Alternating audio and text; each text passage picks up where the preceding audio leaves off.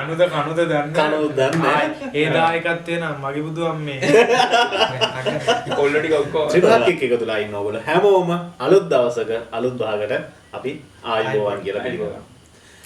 ඉතින් අපිට ගොඩ දවසකින් වීඩියෝ එකක් කරගන්න බැරුණා. ඇත්තටම 3 දෙනා පොඩ්ඩක් බිසි වෙලා හිටියා.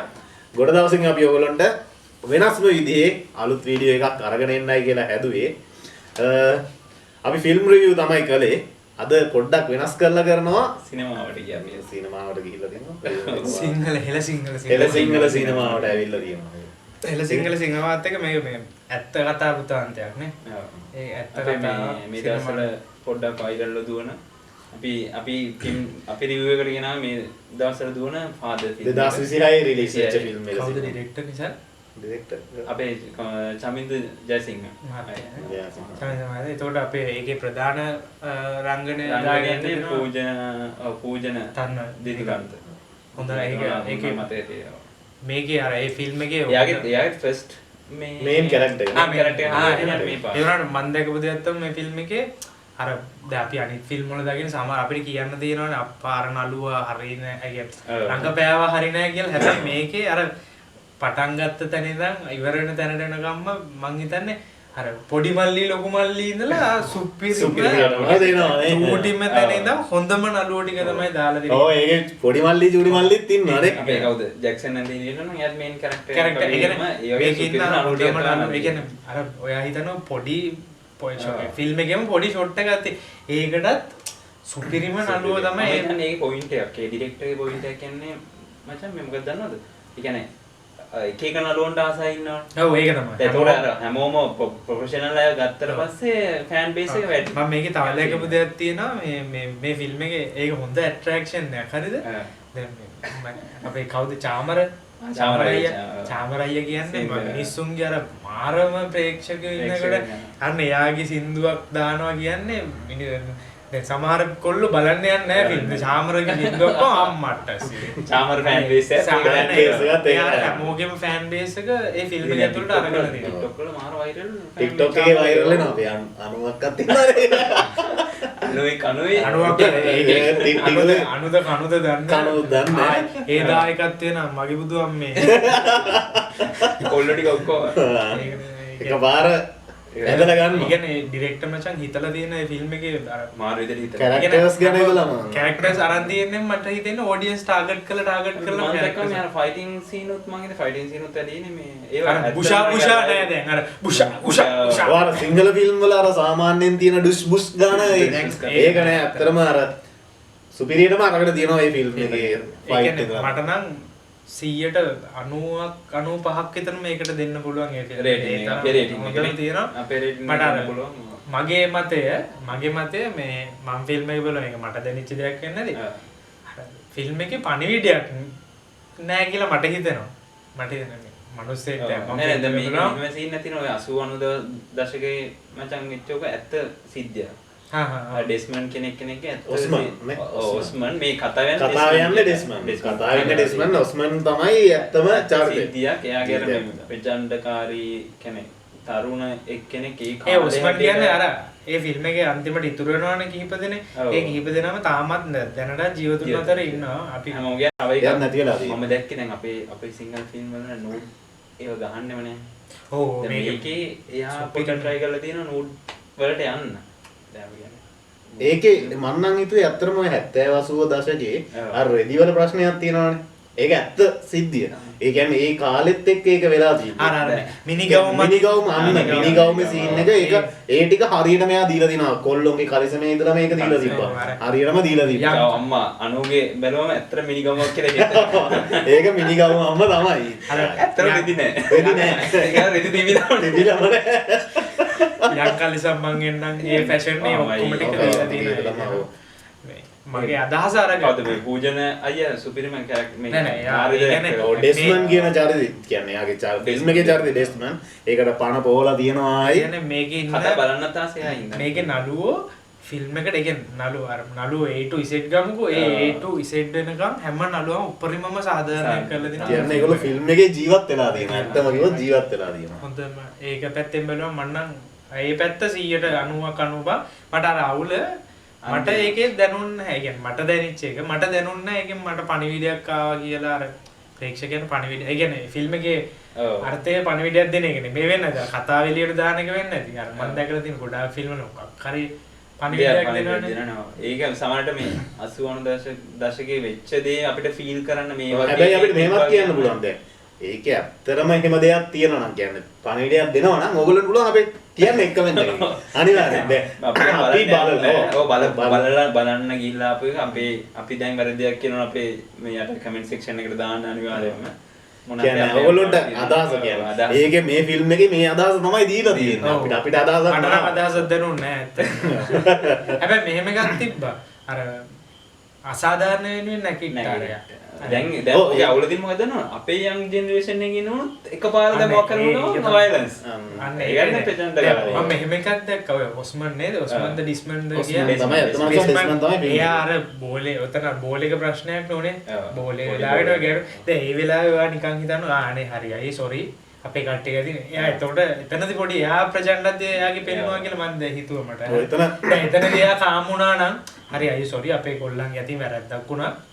දැන් මං කියන්නේ ඉස්සර කමක් නැහැ. දැන් මං කියන්නේ වුණොත් එහෙම වෙන්න ඕනේ මං කියන්නේ. මොකද දැන් ඉස්සර අපිටත් වෙච්ච සිද්ධි අපේ ලයිෆ් එකේ වෙච්ච සිද්ධි තමයි අපිට දැන් කාලේ රණ්ඩුවක් ගියොත් දැන් ඕක ඔතනින් ඉවරයිනේ දැන්. තාම ඩෙස්මන් ඉන්නවා කියන්නේ ඒකේ ඔස්මන් හරි ඉන්නවා කියන්නේ ඔස්මන් ඩෙස්මන් පැස්මන් ඒ ෆිල්ම් එකේ තාමත් ඉන්නවා කියන්නේ ඒක ඇතුලේ අර මං කියන අර මේකක් ගිහින් නැහැ සර්කල් එකක් ගිහිල්ලා නැහැනේ. දැන් වුණොත් මං හිතන්නේ එහෙම නෙමෙයි. පාර දැන් ඔයාට මොකක් හරි කරලා තායි අරයට එයාගේ පුතා අරයට. දැන් කාලේ මං නම් කියන්නේ කාම් වෙලා ඉන්න ඕන එක තමයි. දැන් මේ රටේ සමාජයේ යන විදිහත් එක්ක මට දැනෙන දේ. දැන් අර එවලෙත් ඔස්මන්ද ඩිස්මන්ද අර බෝලෙට මේ වගේ හරි ඕකේ හරි කියලා හරි ෂේප් වුණා නම් එතන නම් මම දැක්කේ හැබැයි දැන් එයා බෝලේ ප්‍රශ්නෙට වැඩිය එතනින් කියන්නේ කතාව මැද්දෙන් වගේනේ පොඩ්ඩක් එතනට එන්නේ. අපිට මුල කියලා නැහැ. ඒගොල්ලොත් එක්ක ගැටුමක් ඇති වෙන්නම ඒගොල්ලොත් එක්ක ගැටුම් තියනවා කියන්නේ. බයික් එකේ ඇවිල්ලා බෝලෙන් වැටෙන්නේ ගැටුම් තියන කට්ටිය. මොකද මේ ඒගොල්ලෝනේ කප්පන් ගන්න ප්‍රශ්න මේ ෆිල්ම් එකේ තියෙන ප්‍රශ්න ගොඩක් ඒ ප්‍රශ්න වල මේකත් අරගෙන ටක්ගාලා ස්පොයිල් වෙන සීන් නැති. කියන්නේ ටටක් ගාලා යන සීන් නැති වෙන අපිට ෆිල්ම් එක ෆිල්ම් එක සම්පූර්ණ දෙන්න ගියොත් පැය 5ක් 6ක් දෙන්න පුළුවන් එකක්.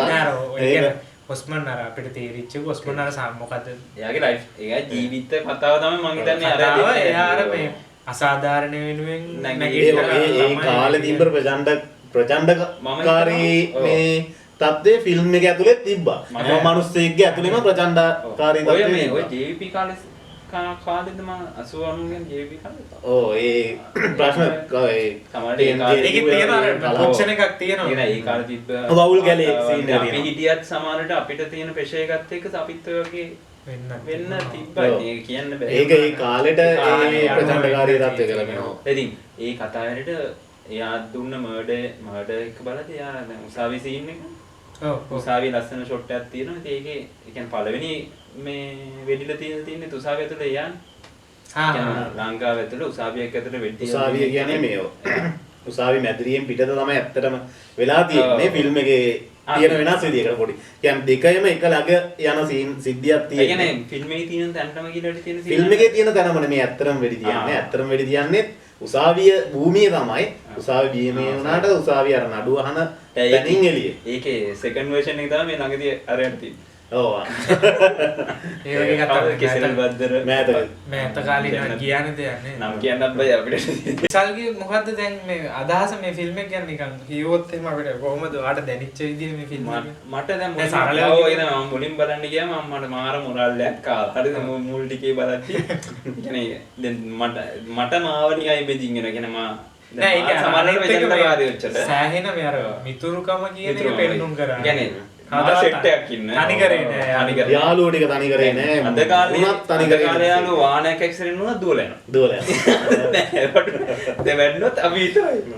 දැන් අපි වැදුනොත් එහෙම බඩේ පිටිපස්ස මොකෙක්වත් නෑ. ඒ වගේ සෙට් එකක් තමයි දැන් සමාජයේ ඉන්නේ. ඒ ඉස්සර 80 90 දශකයේ ඉතින් හිටපු අර කියන්නේ ඒ ෆිල්ම් එකේ ෆිල්ම් එකේ මාර يعني ෆීලින් එක හොඳට ඩෙස්මන්ගේ ඉඩේ යාළුවෝ සෙට් එක. මාර සෙට් එකක් ඉන්නේ. ඒ වගේ සෙට් එකක් ඉද්දි ඕන ගේමකට ගහන්න පුළුවන්. ඔව් ගන්න ඒකයි. දැන් අර තනි තනියනේ ගොඩක් තියෙනවා. දැන් ඒ කියන්නේ කම්පියුටර් ෆෝන් හින්දා මම හිතන්නේ අපි ඔක්කොම කියන්නේ ග්ලෝබල් වෙන එක අඩු වෙලා මම හිතන්නේ. ග්ලෝබල් වෙන එක නෙමෙයි සෝෂල් වෙන එකනේ. ග්ලෝබල් වෙලා තියෙනවා සෝෂල් වෙලා නැහැ. අපි දුරස් වෙන අපි මම දැකලා තියෙන දේ මොකක්ද දන්නවද? මම අවතර දෙයක්. අර මම දැකලා තියෙනවා දැන් ඇත්තටම ෆෝන් එක හැදුවේ මොකද සමාජ දුරස්ථභාවය නැති කරන්න අපිට කියනවා සමාජ දුරස්ථභාවය නැති කරන්න. ඒ කියන්නේ දුර ඉන්න කට්ටියගේ දුරස්ථභාවය නැති කරන්න තමයි ඒක හැදුවේ. දැන් එහෙම නෙමෙයි දැන් ළඟට ඇවිල්ලත් මම ෆෝන් එක දැන් මේ මිනිහා මොකද තමයි දුරස්ථභාවය තව වැඩි වෙනවා. ළඟ ඉඳගෙන කතා කරන්නේ ෆෝන් එක කරනවා. අන්න ඒ කියන්නේ එතන දැන් බොන්ඩ් එකක් නැහැ ගොඩාක් වෙලාවට මේ මට නම් ඇත්තටම ඒකේ මුල් ටිකේ හොඳට වටර ෆීල් වුණා. මැදාරේ ඒ කියන්නේ මම බෝරින් වුණේ නැහැ. ෆිල්ම් එක කොහොමද දැන් මට නම් බෝරින් වුණේ නැහැ. බෝරින් ෆිල්ම් එක පටන් ගන්න පළවෙනි තප්පරේ ඉඳන් අන්තිම තප්පරේට බෝරින් කියන්නේ පළවෙනි තප්පරේ බලන ගැම්මමයි අන්තිම තප්පරෙත් ෆිල්ම් එක බලද්දි තියෙන්නේ. හැබැයි අපේ ඔය යන ඔළුවට සමරියක් විදිහට ගත්තොත් පොඩ්ඩක් අර නිකන් පොඩ්ඩක් අර මම දැලමගේ සීන් එක ඉවර වුණාට පස්සේ මොකක්ද උනේ කියලා උනේ කියලා තේරෙන්නේ නැහැ. අන්ද ෆුල් අන්දොස් වගේ ඒක අපිට දැන් ටිකයි තේරෙන්නේ. ඒ කියන්නේ දැන් අපි ඊයේ බලලත් අපේ ඔළුවේ තාම ෆිල්ම් එක දුවනවා අර දුවනවා. ඒ අර සින්දුවක් දුවනවා හැබැයි කියලා. ඒක කෙලින්ම ඔළුව ඇතුළටම ගහපු ෆිල්ම් එකක් ඒක. ඒක පොඩ්ඩක් හිතන්න යමක් දීලා තියෙනවා. මම හිතන්නේ ඒක තමයි අරයාගේ ඒ අන්තිමට මම කියන්නේ යා කියන්නේ මොකද ඩිරෙක්ටර් මොකුත් අපිට දෙන්නේ නැහැ. අපිට කියන්නේ අපිට හිතන්න කියලා. මේ කියන්නේ අන්තිමටත් අහනවනේ. ඒකද යුක්තිය කියලා ඩිරෙක්ට් අහනවනේ අතන. මට හිතුණා අර කොල්ල දැන් අර ඒ වෙලේ අරයි යනවනේ. ඒ වෙලේ යාට ආපු කේන්තිය. හැබැයි යා පස්සේ යාට බය හිතුණා. කියන්නේ ජීවිතේ දැන් මම ඒ වෙලේ මාව ඉමේජින් කරගත්තා මට ඒ වගේ දැන් මං ගැව්වා. හරිද? මැරුණා. අපි එතන හිටියනම් අපි කොහොමද ගෙදර කට්ටිය අරගෙන වේද අපි හිරියට යනවා දැන් අපි අරයි යනවා. ඒ ටෙන්ෂන් එකේ ඒක දෙනවා වැදුණා. මට නම් වැදුණා ඇත්තටම මට වැදුණා. ඒ කියන්නේ මං ඒ වෙලේ හිටියනම් අන්න ඒක හරියන මනුස්සයෙක්ට දැනුණොත් ඒ වගේ අර ෂණික කෝපය ගන්න නැතුව හරි ඉන්න ඉඳ තියෙනවා. හරි අන්න ඒක තමයි සමහරට ඒවත් කිව්වා. ඒවා එහෙම හොඳටම ඒවා ෆෝකස් කරලා දීලා තිබුණා. ඒ කියන්නේ අපිට හිතන්නේ. එයා දීලා නෑ අපිට මෙයා මේක ගන්න කියලා. සමහරවිට ෆිල්ම් එයා කියලා තින්නේ අපිට හිතන්නේ. මම දැක්ක විදිහට මම දන්නේ මගේ අදහස තමයි. හරි. ඕක තමයි ඉතින් අපිට අද අපේ අදහස ඕක. ඔයාලගේ අදහස් තියෙනවා අපිත් ඒක බෙදා ගන්න. මං කියන්නේ හැමෝම අනිවාර්යයෙන්ම බලන්න. ඒ කියන්නේ ෆිල්ම් බලන්න නැති මිනිස්සෙක් වුණා මේක අනිවාර්යයෙන්ම බලන්න ඕනේ. ඒ කියන්නේ දැන් අමුතු සමාජයන්නේ මචං ඉන්නේ. බලන්න මේ පස්සේ මං කියන්නේ පවුල් එක කට්ටියත් එක්ක යන්න පොඩ්ඩක් එළියට බහැලා. ඔව් පවුල් කට්ටියත් එක්ක බලන්න පුළුවන් ෆිල්ම් එකක්. අනිවාර්යයෙන්ම පවුල් කට්ටියත් එක්ක බලන්න පුළුවන් එකක්. එහෙනම් අපිට යාළු කට්ටිය ඒක මතක් කරගන්න. හරි. එහෙනම් අද දවසේ අපි අපේ කතා බහ අපි ත්‍රිභාග් එක්ක අපි කතා බහ ඉවර කරමු. හරි. එහෙනම් අපි අද ත්‍රිභාග් එක්ක ඔයගොල්ලෝ කතා බහ මෙතනින් ඉවර කරනවා. අලුත් දවසක අලුත් බහකින් ආපහු හම්බෙමු.